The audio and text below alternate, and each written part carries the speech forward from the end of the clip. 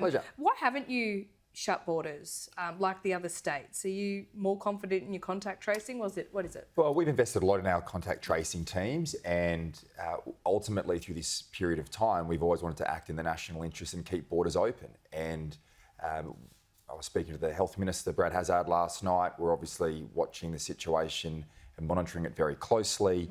And I know the health teams will be saying something a bit later in the day, but we would see that as a position of last resort. And the vaccine rollout has a long way to go. It's going to be a difficult period of time, but we can't just be shutting down borders on every couple of cases that come through.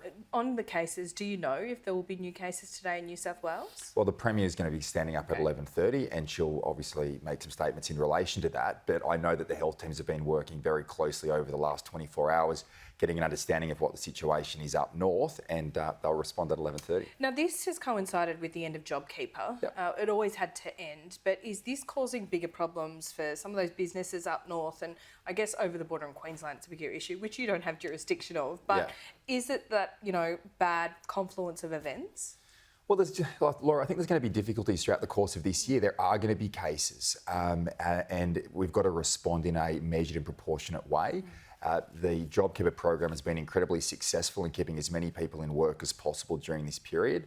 We've seen those numbers, particularly in our state, decline, and that's been very pleasing. But we're now going to have to work through some targeted assistance, because there's going to be certain industries, and you talk about places up north, tourism and accommodation sectors are going to be substantially hurt during this period, and we'll monitor very closely how this continues to affect them over the course of the year. Well, it all comes down to the vaccine rollout, doesn't it? We've only had 600,000 people in this country vaccinated, and that's not even a full vaccination. That's just one shot of Pfizer or AstraZeneca.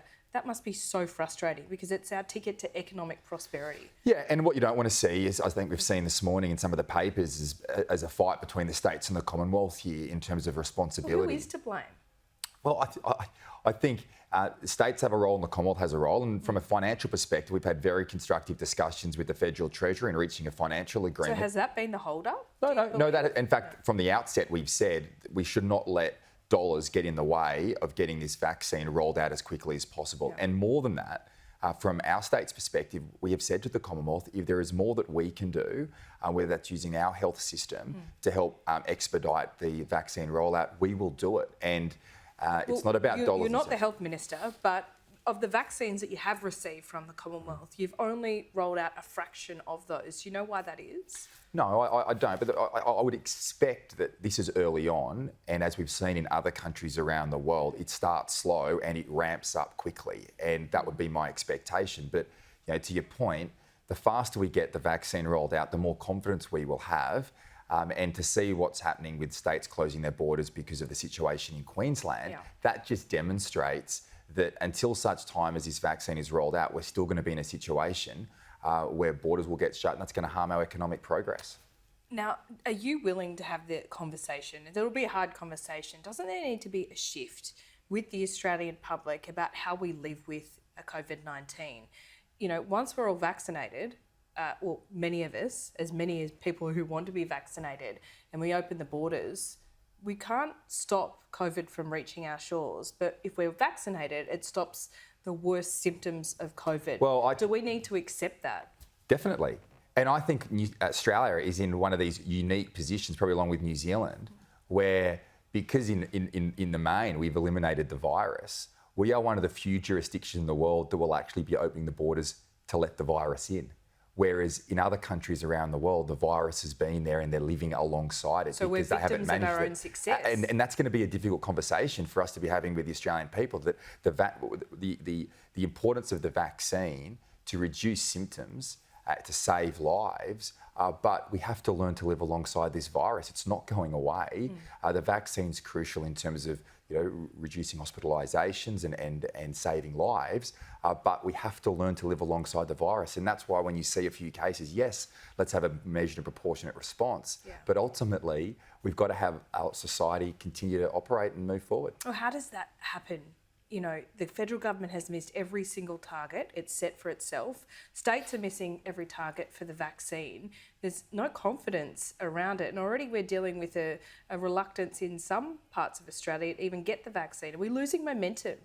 Oh, I don't think so. I think it's early days, and my expectation is as the year rolls out that the vaccine, the vaccination regime will increase rapidly.